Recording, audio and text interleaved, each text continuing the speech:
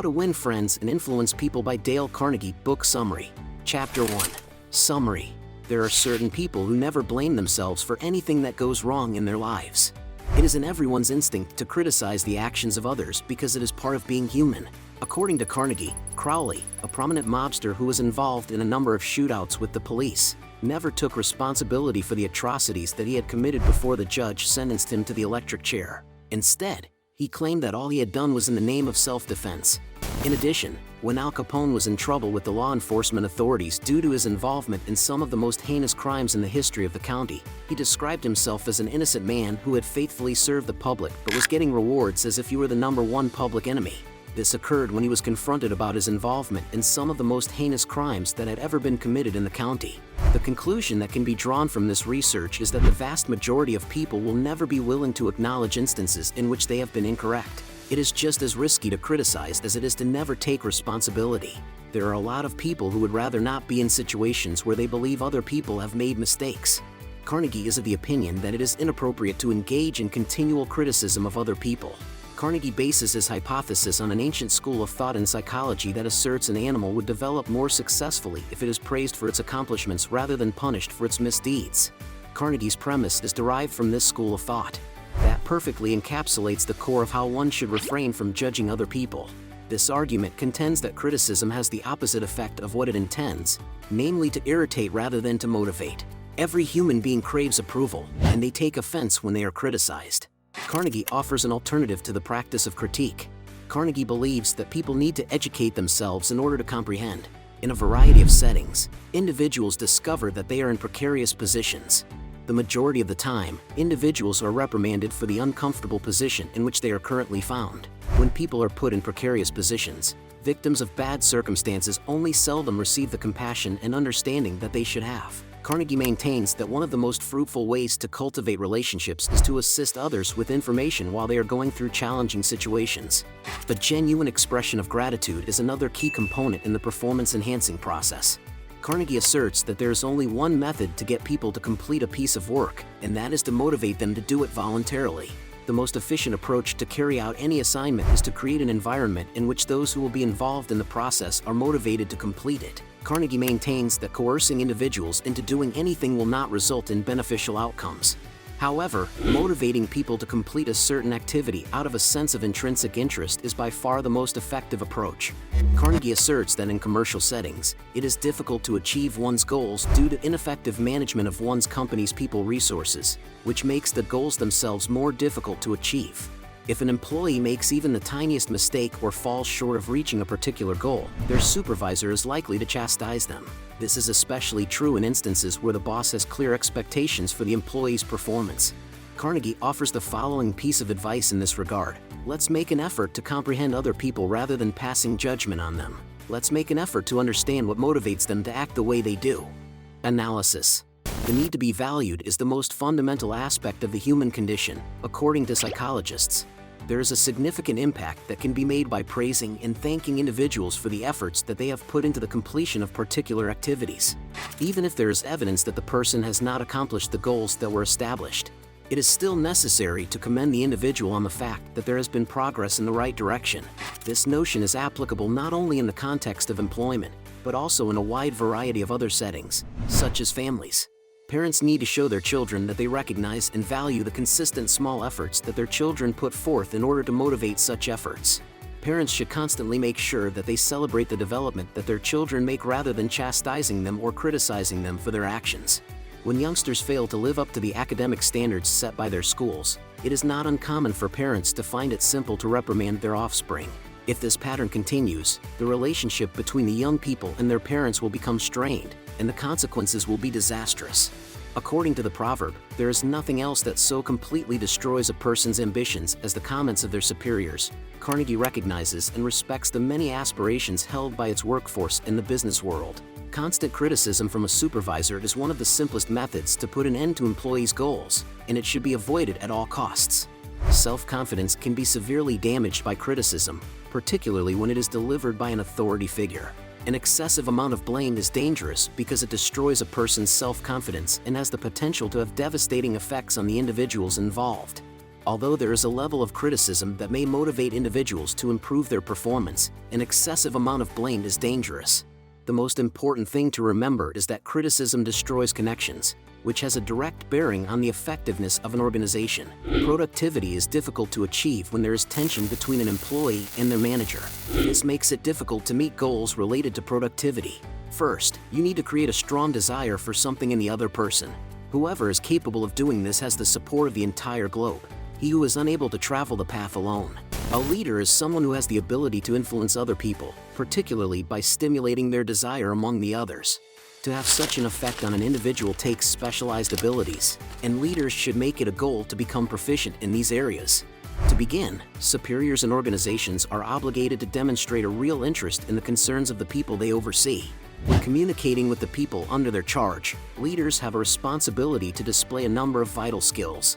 Among these are the abilities to listen and to make an effort to provide solutions. It is feasible for leaders to leave a long-lasting impression and impact on their subordinates if they do things in this manner. Before we continue to Chapter 2, if you like my content, please be sure to subscribe so I can produce more chapter summaries about books like these so you don't have to read them yourself. Chapter 2. Summary. In the second part of the essay, Carnegie outlines 6 methods that people might utilize to increase the likelihood that others will like them. Nobody enjoys being despised, but the vast majority of individuals continue to engage in behaviors that drive others to feel this way about them. Carnegie has outlined a vast variety of methods that might be utilized by an individual to entice the interest of other people in this particular area. One of the most effective ways for a person to win the favor of others is to demonstrate an authentic interest in the lives of those around them. If one wants other people to like him, he needs to demonstrate a genuine interest and concern for the welfare of those around him. Carnegie argues that a dog is the only animal that humans feed without exerting any effort on their part, and he uses the canine as an example. The only thing a dog does is be a loyal companion for its master. This is its sole purpose. Carnegie advises, keep this principle in mind if you want others to like you, if you want to create genuine connections, if you want to serve others at the same time that you help yourself. It is obvious that the only way to get into the hearts of people is to help them, even if there are some people who are only interested in receiving assistance from other people. However, there are some people who are only interested in receiving assistance from other people. Smile.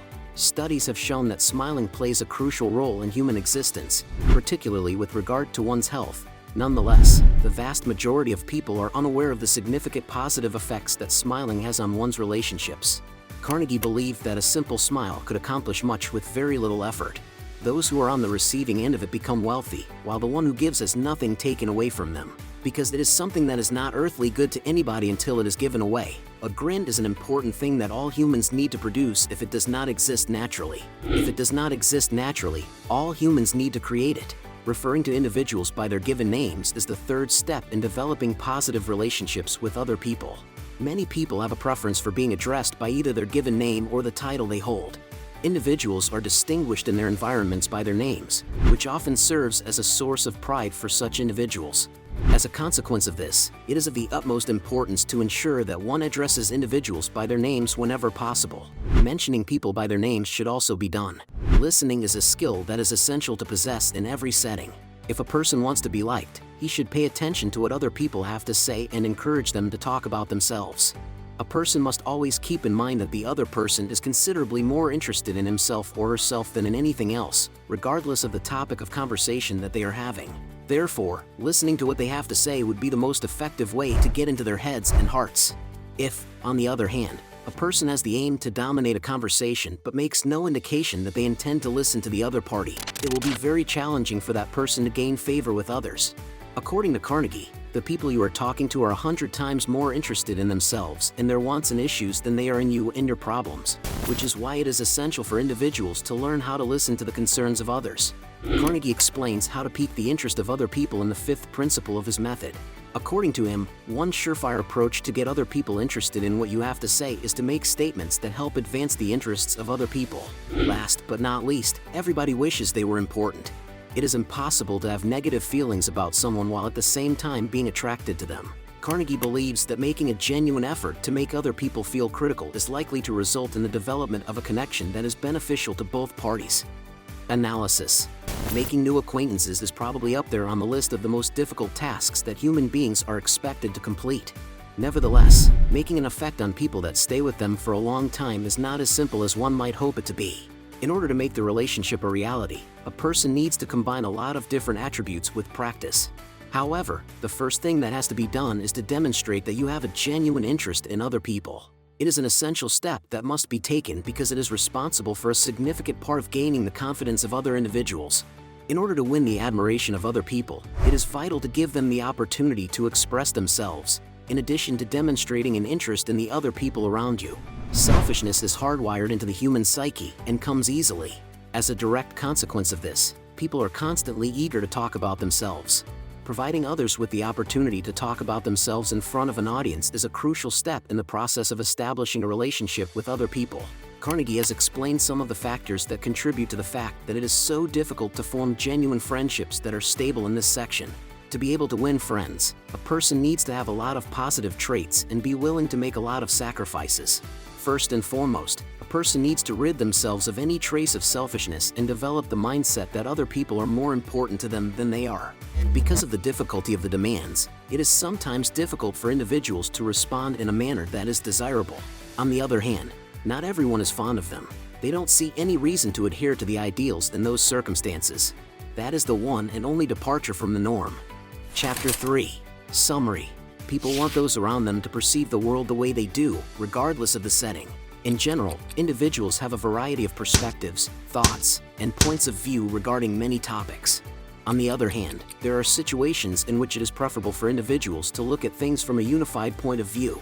For instance, individuals may look at the situation from a variety of perspectives throughout the negotiation process. In order for the group to view things from a more holistic angle, there are a few guiding principles that need to be adhered to. The avoidance of a disagreement is the first concept that Carnegie puts up in his book.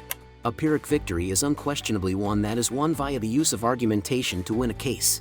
Carnegie's assertion that misunderstanding is never ended by an argument but rather by tact, diplomacy, conciliation, and a compassionate willingness to perceive the other person's viewpoint encapsulates this reality perfectly.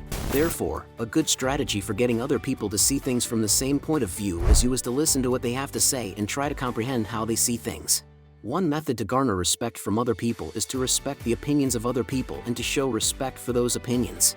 Making a public display of intolerance and openly dismissing the ideas held by other people is a foolproof method for attracting the enmity of other individuals. When it comes to the viewpoints of other people, telling them you are incorrect is not going to make those other people respect the viewpoints that you hold. Appreciating their viewpoints is one of the most essential things to do, especially when those viewpoints are absurdly incompatible with reality. It is going to be tough to have a person play a significant position in the engagement if they are under the impression that they are not valued and are not important. The guiding principle might be summed up as follows: show respect for the opinions of other people. You should never tell someone, "You're wrong." Very few people have the ability to recognize when they are mistaken, even when confronted with circumstances in which the facts are blatantly against them. During a negotiation, admitting that one is in the wrong or accepting responsibility for one's actions is vital to winning over other parties. Acceptance of guilt, despite the fact that it may at times appear complicated, helps to reduce tension among the other persons and creates an environment that allows one to engage freely with the other people. A person gives up a lot in the process of defending himself against claims. On the other hand, when he gives in, he gets a lot more than he bargained for. However, this does not mean that a person has the right to act in a boastful and obnoxious manner while they are in the right. Instead, it is imperative that the person face the other people in a manner that shows tact and humility so that they can understand things from his point of view.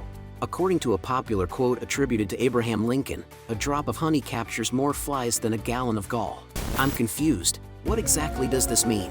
Always get things started in a cordial manner. Carnegie advises that you should begin an interaction with a person, particularly one that you are not very familiar with, in a kind manner. Being friendly is a vital form of treatment for a variety of conditions. It not only brings hope, but also instills confidence in those who see it. Individuals are able to change the unfavorable attitude that they may have had towards other people when they are confronted with genuine friendliness. The tension is eased as a result of the fact that it also encourages other people to share their ideas. Being friendly should not be confused with acting friendly, as this could lead to confusion. When someone acts in an honest manner, it may be discovered rather quickly, and the consequences of this will be extremely damaging to the interaction. It is quite possible that a person will withdraw from the situation once they know that the other party is behaving amicably in order to attain certain goals. Finally, you should give the other person the opportunity to do the most of the talking. Taking too many things will ruin them. When having a conversation with another person, it is important to choose your words carefully and select the most pertinent information to share with them. If you want to avoid making incorrect statements, the best way to do it is to let other people do most of the talking in the conversation. The other side should do the most of the talking, and you should only speak out when it is absolutely necessary. It is quite important to simply offer the information that is requested or that which is required at that particular time. Analysis. One of the most difficult challenges that human beings must contend with is the task of persuading other individuals to abandon the train of thinking that they have been following and to adopt a new perspective on the situation. People tend to be very adamant about the viewpoints they take, and it takes a significant amount of persuasion to convince them to switch their minds. Carnegie shows that winning a debate is not the most desired way to change the way that other people view something, particularly if the goal is to change their perception. The flow of the conversation is almost always derailed when people start arguing with each other. Second, it is advantageous to allow the other people to take charge of the talking because it provides an opportunity to understand them and establish the weak places through which an attack may be possible. Third, it is beneficial to let the other people take charge of the talking. People frequently fail to remember to treat one another with consideration. Everyone should learn to appreciate the skill that is being friendly toward others. A real display of kindness is one of the most important factors in drawing other people into a debate. As a result, it may be possible to bring those people closer to the discussion table. The most valuable insight that can be gleaned from this passage is that winning a debate never results in a successful outcome. People's perspectives can be swayed in a number of different ways. Some of them include through the application of understanding, argument, and charm. Chapter 4. Summary. It is essential for an individual to demonstrate leadership in order to assist them in making friends and having an impact on other people. Not only will someone who possesses leadership abilities be able to know what to do, but they will also be able to know how to execute it. Carnegie argues that leadership will provide an individual the ability to comprehend how to provide feedback to other people. Carnegie suggests that when one is attempting to correct the actions of others, begin with praise and an appreciation that is sincere. Demonstrating leadership means being aware of the appropriate strategies to apply in any given circumstance. Before pointing out flaws in someone else's ideas or performance, it is necessary to offer praise for the work that they have already accomplished. Only after this step could one proceed to offer criticism. Because of this, nobody will take the alterations to their statements personally. It is possible to effectively point out to other people where they are incorrect without drawing hostility against yourself by drawing attention in a roundabout way to the faults that other people have made. When someone's character, performance, personality, or speech is called into doubt, it is undeniable that it causes a great deal of offense for a great number of individuals. Nevertheless, the offense will typically manifest itself when the corrective measures are carried out using the wrong approach. However, if the appropriate methods are utilized in the process of making people aware of their errors, there is a chance that they will hear the message without taking offense. The most effective strategy for achieving this objective is to make use of covert methods to bring people's attention to the errors that they have committed. Criticizing other individuals is not only unwarranted but also something that should be avoided until it is absolutely essential. In addition, when it is necessary for leaders to correct other people, they must first recognize their own mistakes before making any attempts to correct other people. When a leader publicly acknowledges and learns from his failures, it demonstrates to followers that admitting and learning from one's blunders is not a sign of weakness but rather of strength. In most cases, younger employees in any business will look to their superiors for direction and guidance. Junior workers look up to their superiors and anticipate that they will set the example for appropriate behavior in all aspects of the job. A person in a position of leadership must first acknowledge the errors they have committed and apologize for them in public before they can effectively correct the actions of others. The practice of issuing orders is typically unsuccessful with a large number of people. Carnegie has indicated that the most effective way to make this achievement is to use questions rather than to issue orders. This is despite the fact that people in positions of power in organizations may want to issue orders as a demonstration of their authority, and Carnegie has indicated that this could be done by issuing orders. The issuance of orders is seen as an unneeded display of power, authoritarianism, and influence by a lot of individuals, which is the primary reason why this strategy is used. Therefore, in the majority of situations, disobedience might develop against leaders since they virtually always resort to the use of orders. Carnegie suggests that in order for leaders to effectively address the issue at hand, they should stop issuing orders and instead frame their instructions in the form of questions. Analysis. Praise the least improvement and praise every progress. It is appropriate for you to be hearty in your approbation and extravagant in your praise. Since having this quality is essential to becoming a leader, it is prudent to offer praise as a form of recognition for the development of a person whenever that person makes a positive step towards the realization of the goals, even when the target is still a long way away. This is because the praise will serve as an incentive for the person to continue working toward the goal. Individuals will not understand that an institution values their contributions until they are shown recognition in this way. There are some leaders who are incapable of recognizing or appreciating the work that their people have made. If such is the strategy that the management has chosen to take, it will not be feasible to exert any influence over the workforce. Exercising leadership is one of the most effective ways to have a significant impact on the behavior of others. Even while it is inevitable that people will make errors in organizations, the most effective technique to improve performance is not through direct criticism. It is much more helpful to use indirect methods to correct others than it is to criticize, make commands, or argue with other people. This is because the art of dealing with people mandates that it is much more beneficial to use indirect ways to correct others.